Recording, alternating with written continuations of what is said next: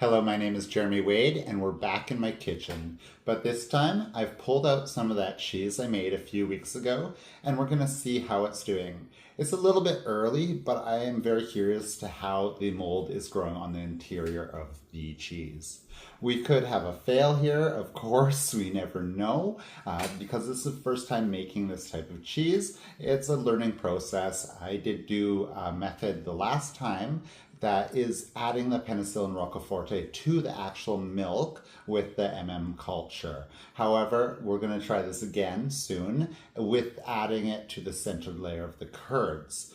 In doing this, it will be confined to the center and you won't get a blue rind. In this cheese, you have a blue rind as I added it directly to the milk, and it has now grown over the entire surface of the cheese. So it's not going to look like the traditional Cambozola. It's going to have a blue rind, but it is going to be a Cambozola-like cheese. I have a small spread of charcuterie here to taste my cheese with, and we're going to open it up and see what it looks like inside.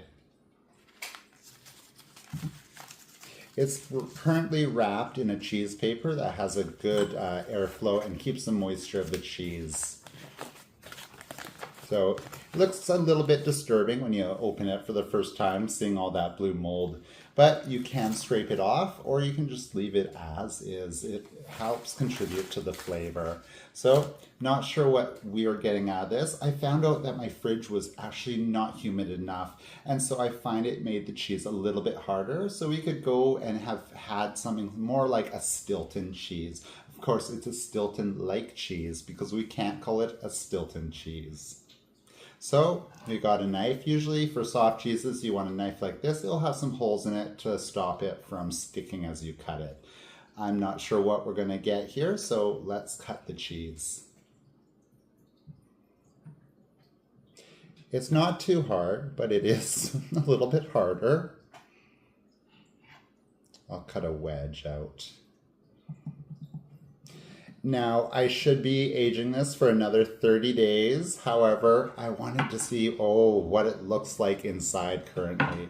So I'm already excited to see that blue veining, and I'm gonna hold some up for you to see there.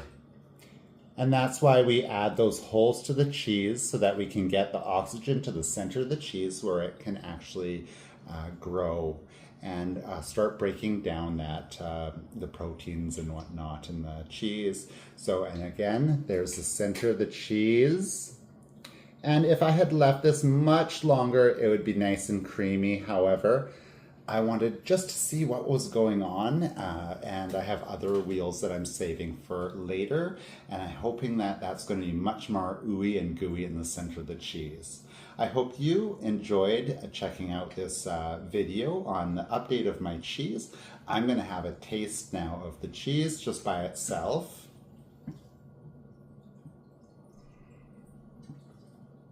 And I'm going to hand some to my partner as well, who's just sitting over here.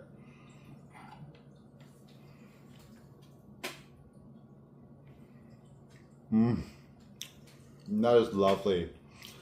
I can see that it will go much more creamy as it ages. However, the flavor is there. It's a light flavor, not too strong like your Stiltons. However, I think it will develop much more over the next 30 days, and it's going to be ready just in time to serve at Christmas. Now, let's have another bit maybe. I'm going to add some chutney to this on a cracker. Just basic crackers. I made this chutney in the summer with some plums. And of course, just a little bit of your deli. Charcuterie meats are perfectly fine. Sorry if I stuff my face here.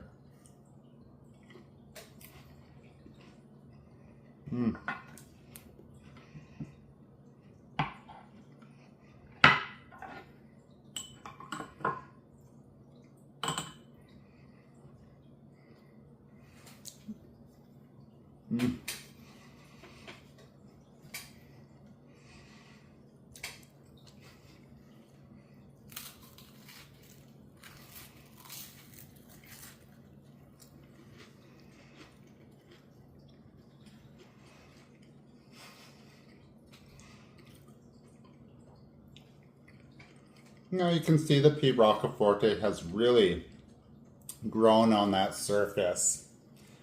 And the Penicillium candidum and the Geotrichum candidum did try to outgrow it. However, it's because it's added to the center of the cheese or the milk. It did get a head start on the Penicillium candidum and the Geotrichum candidum. The P. roqueforti is quite a virulent strain. It grows quite fast in the presence of oxygen.